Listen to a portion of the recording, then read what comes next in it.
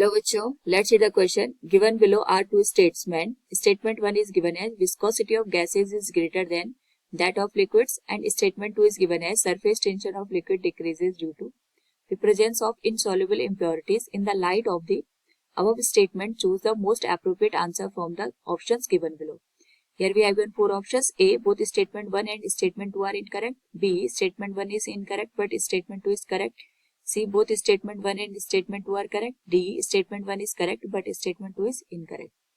Now to answer this question, first we will discuss here the key concept, and here the key concept will be viscosity. Viscosity basically यहाँ पे एक तरीके से frictional force को indicate करता है जो कि रिलेटिव मोशन को अपोज करता है. दूसरा यहाँ पे सरफेस टेंशन की बात करते हैं. सरफेस टेंशन हमारे पास यहाँ पे किसी भी लिक्विड के सरफेस पे जो हमारे पास यहाँ पे फोर्स एग्जिस्ट करता है due to the intermolecular force, उसे हम यहाँ पे सरफेस टेंशन का नाम देते हैं, which is given as force per unit length.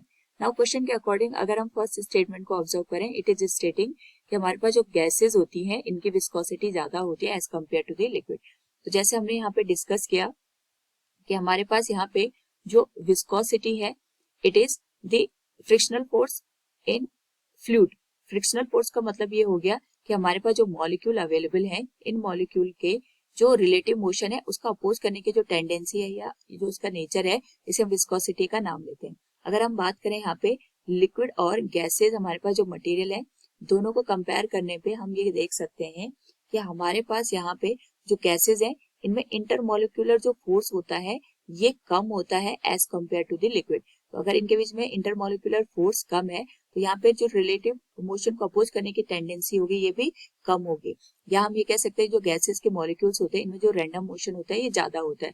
तो हम कह सकते हैं कि हमारे पास जो गैसेस के मॉलिक्यूल्स होंगे इनमें जो विस्कोसिटी होती है ये कम होती है as compare to the liquid.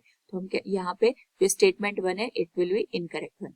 Second is surface tension of liquid decreases due to the presence of insoluble impurities.